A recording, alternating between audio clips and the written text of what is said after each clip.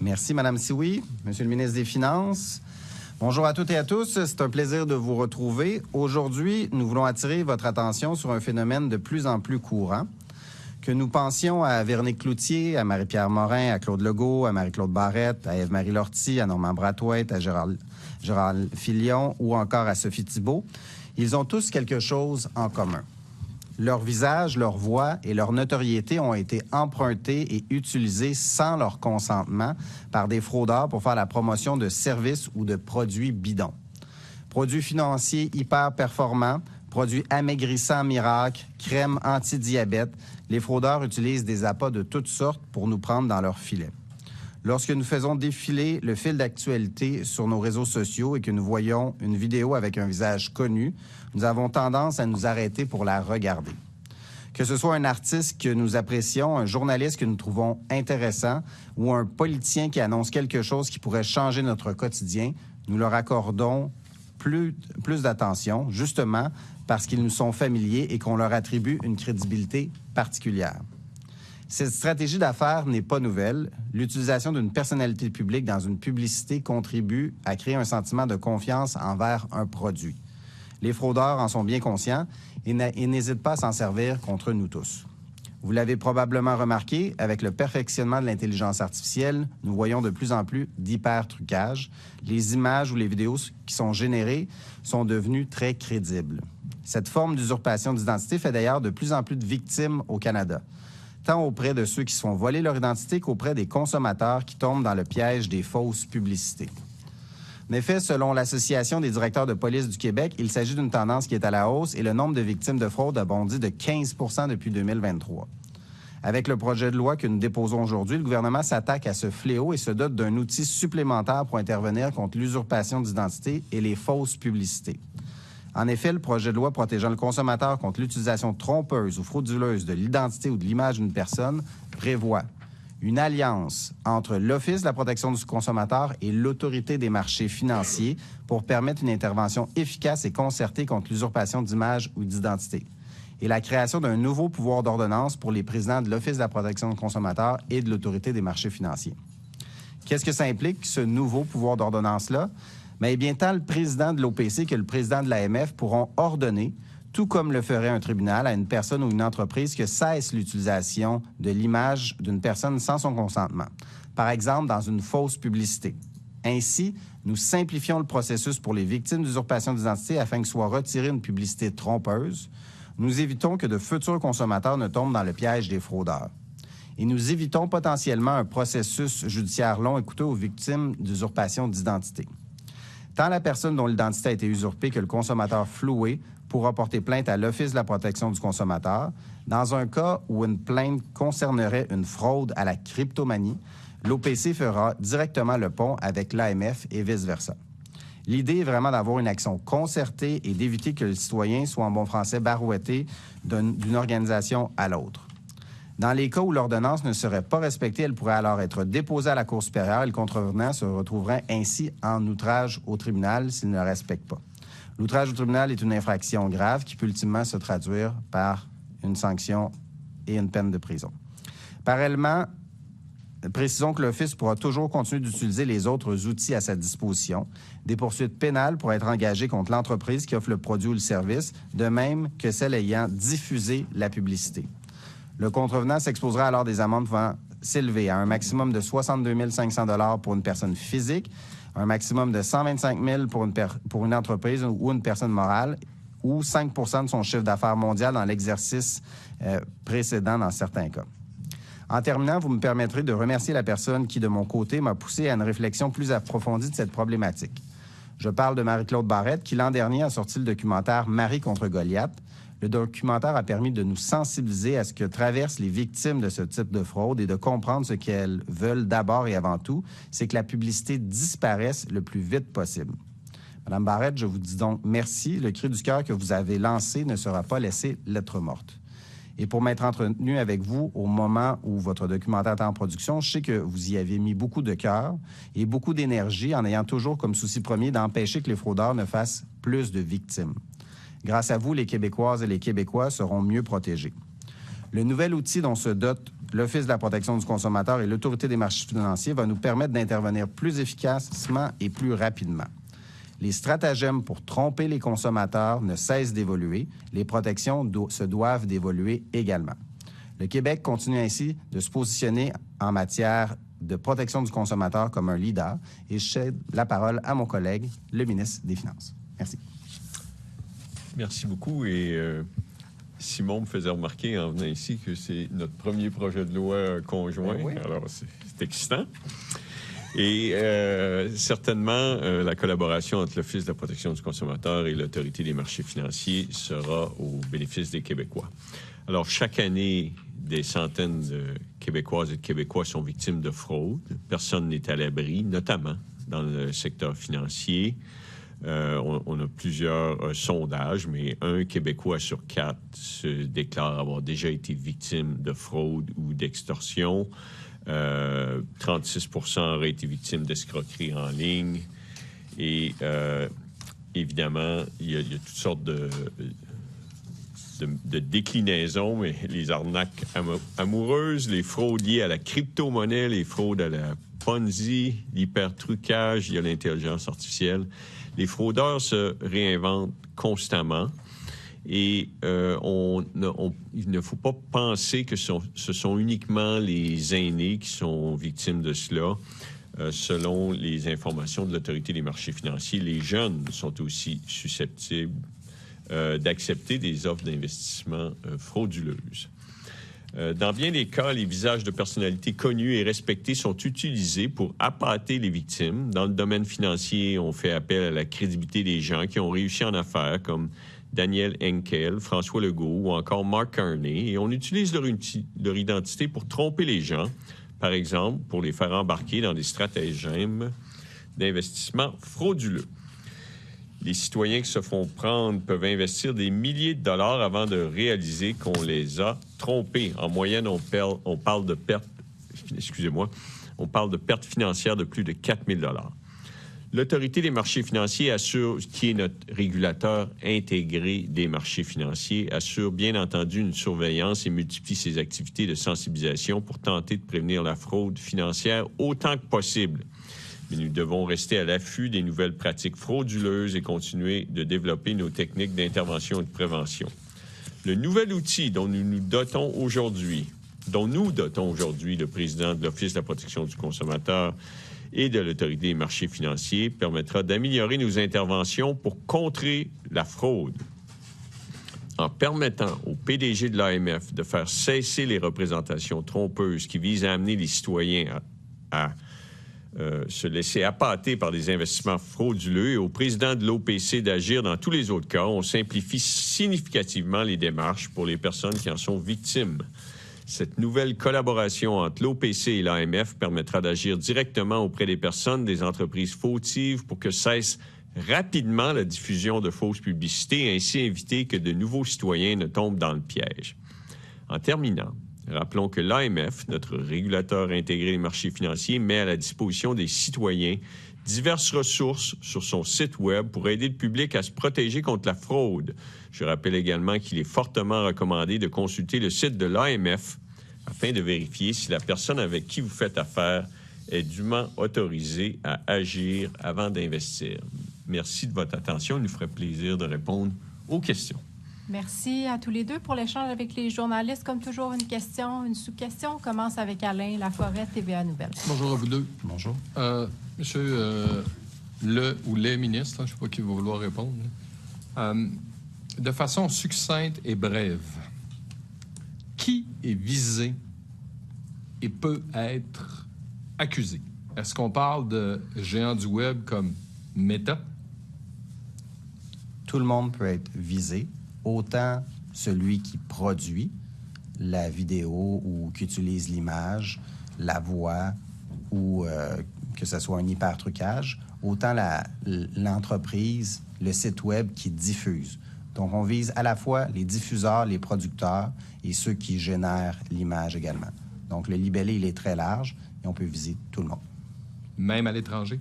Même à l'étranger. Dans le fond, l'Office de la protection du consommateur a obtenu des jugements aussi contre des compagnies étrangères. Alors, vous le savez, souvent, ça se diffuse sur les réseaux sociaux. Et je vous dirais que depuis l'an passé qu'on a adopté le projet de loi sur les images intimes diffusées sans consentement, on a une bonne collaboration des géants du Web. On les a contactés, notamment Facebook, Meta, TikTok, Google, pour justement, à chaque ordonnance que nous avons et qui se retrouve, supposons, sur des réseaux, on a une collaboration de leur part pour faire retirer ça. Le projet de loi vise justement deux choses. Cesser l'utilisation de l'image de quelqu'un, puis surtout pour que les consommateurs ne se fassent pas prendre dans des fraudes subséquentes. Ma deuxième question. On parle d'amende quand même assez imposante, là, 125 000 par jour pour des entreprises, ça monte vite. Là. Ou 5 de chiffre d'affaires. Ou 5 de chiffre d'affaires. Est-ce que cet argent-là est retourné aux victimes ou s'en va ailleurs? Non, ça s'en va au fonds consolidé. C'est pas par jour. Caroline Plante, Ouais, la presse canadienne. Tu veux pas le corriger? Oui, bonjour. Ma question rejoint un petit peu celle d'Alain. Je me demandais, est-ce que les fraudeurs sont toujours facilement identifiables et trouvables? Bien, la réponse à cette question-là, bien souvent, s'ils se retrouvent dans un autre pays, ça peut être plus difficile. Cependant, puisqu'on vise également les diffuseurs, bien là, on a une poignée pour agir localement. Puis, juste peut-être m'expliquer, à l'heure actuelle, il n'y a personne qui peut ordonner à quelqu'un de cesser la diffusion? Les citoyens peuvent aller devant le tribunal, peuvent demander une injonction, supposons interlocutoire provisoire, valable pour une durée de 10 jours. Après ça, si vous voulez prolonger votre injonction, il faut aller à la cour pour une injonction interlocutoire. Puis après ça, si vous voulez avoir l'injonction durable, bien là, il faut aller au fond du procès. Donc, les délais sont beaucoup plus longs. C'est coûteux pour le citoyen parce que l'Office ne prend pas fait et cause pour le citoyen. Donc, il nous manquait un pouvoir d'intervention dans notre sphère administrative comme gouvernement, autant du côté de l'OPC que de l'AMF pour intervenir. Le mécanisme qu'on a trouvé à l'intérieur de notre champ de compétences en matière de protection du consommateur, c'est justement de donner aux deux présidents le pouvoir d'ordonnancement qui équivaut comme un jugement. Et donc, là, le citoyen, pour lui, on voulait que ça soit plus simple aussi. Quand il appelle à l'OPC ou quand il appelle à l'AMF, on veut que les deux organisations puissent agir. Actuellement, on n'avait pas ce pouvoir-là. Dans notre sphère de compétences, c'était davantage en matière criminelle. Mais vous savez, des enquêtes criminelles, c'est plus lourd que des enquêtes administratives ou des enquêtes pénales.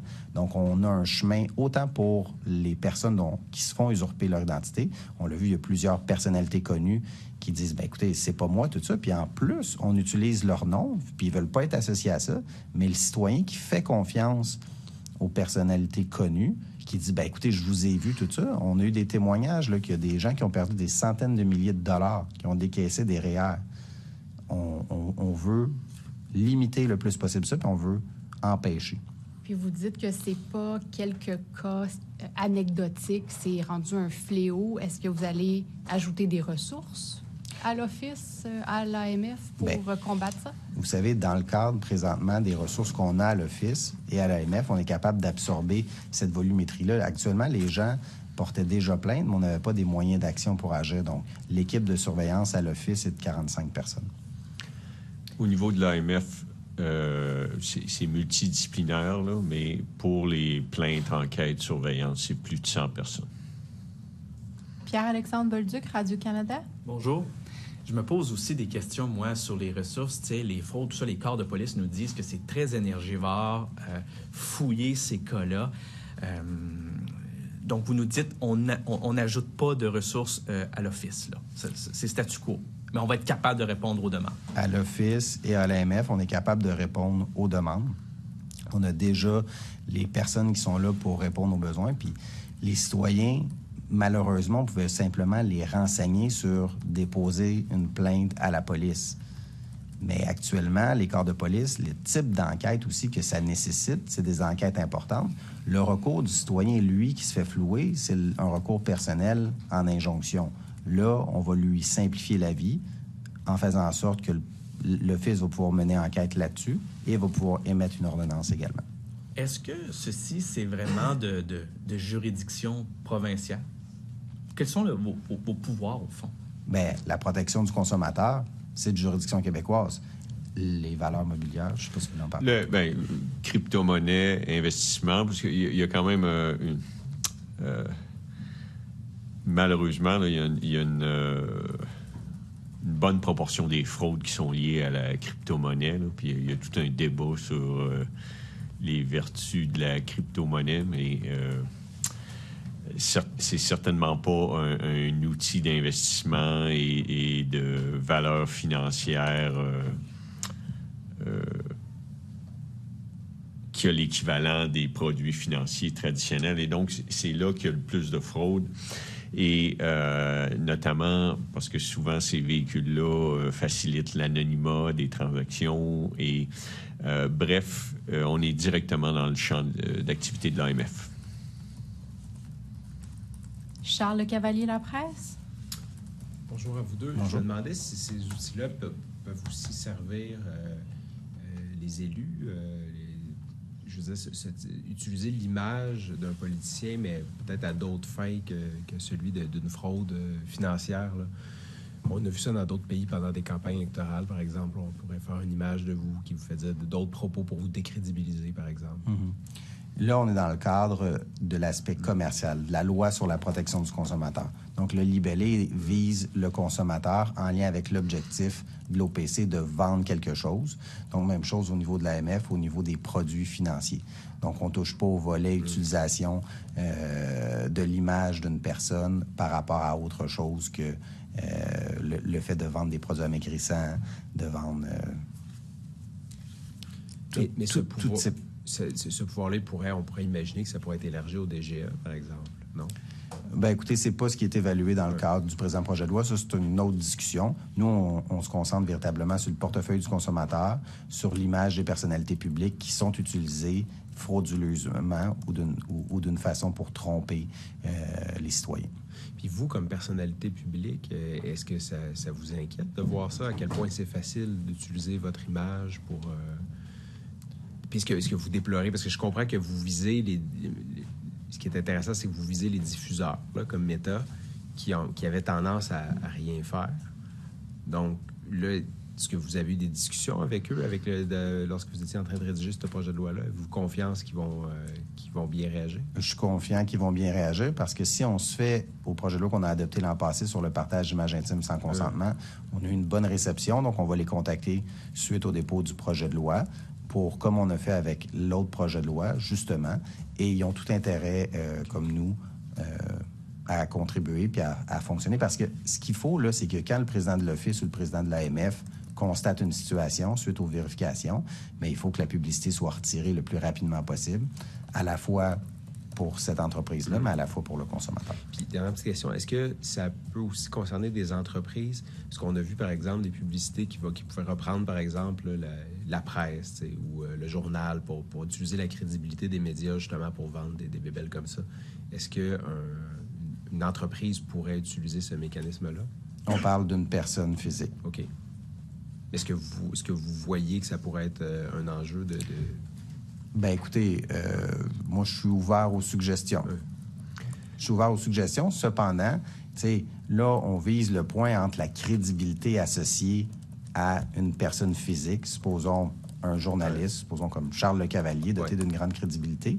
Alors, s'il commande de dire des produits pour avoir la même forme physique que M. Le Cavalier, bien, on veut s'assurer que ça soit exact, puis les citoyens, ça se fait avoir. Parce que je pose la question sur la crédibilité, parce que c'est un faux article de la presse qui dit « Acheter cette crypto-monnaie-là, ça peut aussi tromper des gens. » Je pense qu'il y a deux choses. Là. Il y a la sanction puis il y a l'arrêt de la diffusion. C'est deux bénéfices. Là. C'est certain que, comme la question qui a été posée tantôt, il peut être difficile de trouver qui est derrière la fraude. Mais déjà, si on la fait cesser, premier bénéfice.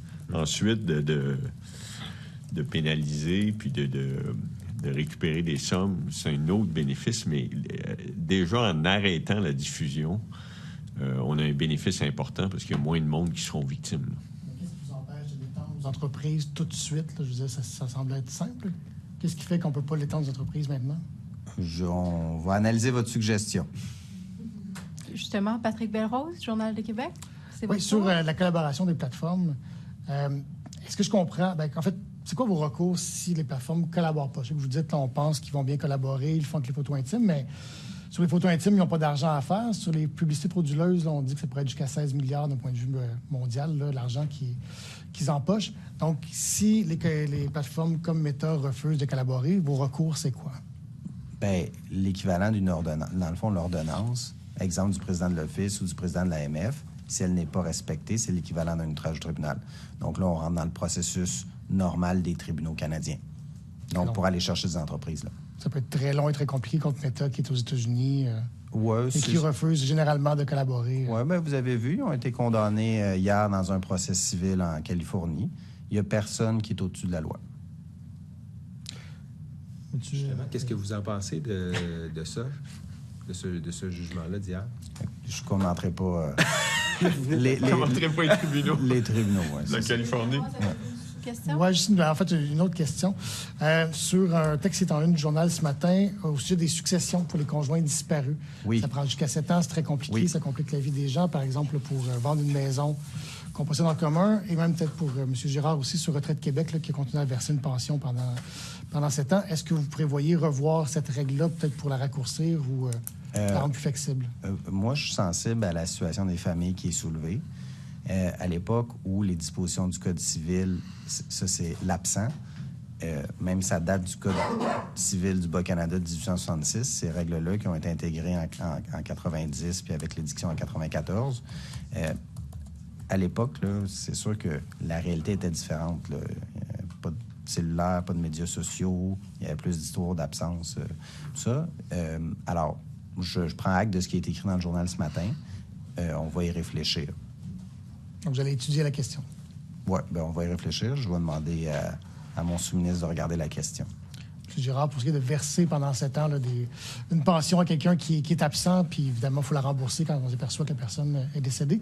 Est-ce que vous allez revoir cette règle-là? Est-ce qu'il va y avoir une attention particulière qui va être faite pour éviter ce genre de cas-là? Bien, il faut analyser le cas là, qu'on a pris connaissance aujourd'hui, puis je vais en discuter avec Retraite Québec. Je n'ai pas de commentaires à faire. Je n'ai pas eu l'occasion d'analyser le dossier en détail.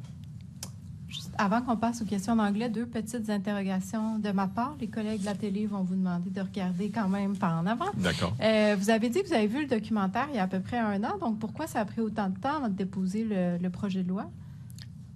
Ah ben là, écoutez, je pense pas que notre gouvernement chôme là, avec tous les projets de loi qu'on a déposés. Là, juste entre l'année passée puis aujourd'hui, on a fait les images intimes, le partage sans consentement des images intimes. On a déposé la Constitution, on a tenu des consultations générales, les plus longues consultations, plus de 200 groupes, 300 mémoires à l'Assemblée nationale. On a déposé également le projet de loi sur les billets de spectacle. On a déposé également le projet de loi sur la déontologie au niveau de la magistrature. Alors, j'essaie d'en faire le plus possible, mais il y a juste 24 heures dans une journée. Est-ce que vous demandez la collaboration des oppositions pour faire adopter ce projet de loi-ci avant le 12 avril? Avant le 12 avril? Mm-hmm. Ah ben, je serais bien heureux que ça soit... On n'a pas demandé ça. Non, on n'a pas demandé ça, mais c'est au-delà de mes expectatives. Alors, l'objectif est de faire en sorte que d'ici le 12 juin, ça soit adopté. Une petite dernière en français. Dans le cas des fraudes, on a souvent parlé là, de la question d'une alarme pour les retraits soudains dans des comptes bancaires. Mm-hmm. Est-ce que ça a été étudié? Est-ce que c'est une possibilité de mettre comme ça, justement, une alarme qui se lève si jamais quelqu'un retire tout d'un coup 10, 15, 20 000 en 2 jours? Bon, là, dans l'ancien projet de loi sur la protection du consommateur qu'on a adopté l'an passé, je pense que c'est le 29, 72. On a prévu des mesures dans le cadre du projet de loi sur certains types de fraudes pour les comptes, on dit compte courant, je crois, ou compte à dépôt. Compte à dépôt à vue. Les cartes de crédit, vous pouvez avoir de la rétrofacturation, vous pouvez faire des annulations, tout ça. Il n'y avait rien pour les comptes de dépôt à vue. On a mis des dispositions, puis on est en train de travailler en collaboration, notamment avec le milieu financier, pour opérationnaliser tout ça, parce qu'il y a beaucoup de types de fraudes grands-parents. On est en processus pour édicter le règlement à ce sujet-là. Parce que ça aussi, c'est un fléau. question in English to very patient Olivia O'Malley, CTV. Go ahead. Always. I know you said it can't be a business that reports it, but does it have to be the person themselves, or can someone who watches, say, a video of you online, can they go and report it? Yes, they can call Autorité des marchés financiers or l'Office de la protection du consommateur to make a report. We'll take the complaint, and they will be able to check and to verify if it's fraudulent or not. But one thing for sure, now with that bill, we will have the power. We'll both would have the power to act, because right now we didn't add that power. There was only the solution of the police, but to be quick, to have some administrative measure, we want to give these power to l'Autorité des marchés financiers and l'OPC to act quickly. And Mr. Girard mentioned that 1 in 4 Quebecers, I believe, are victims of fraud or exploitation. So how large do you think this problem is when it comes to using someone's face and likeliness to sell or push a product?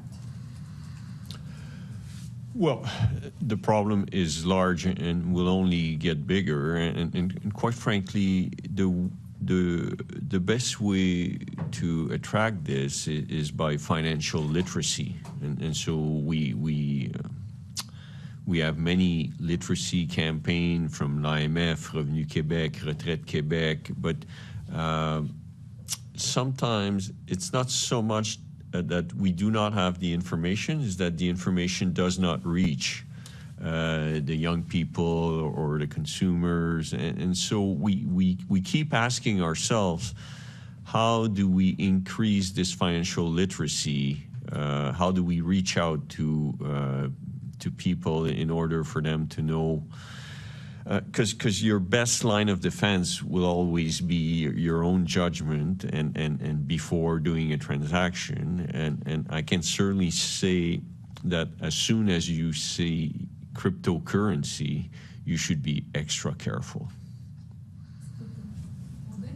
Merci tout le monde. Merci beaucoup. Merci beaucoup.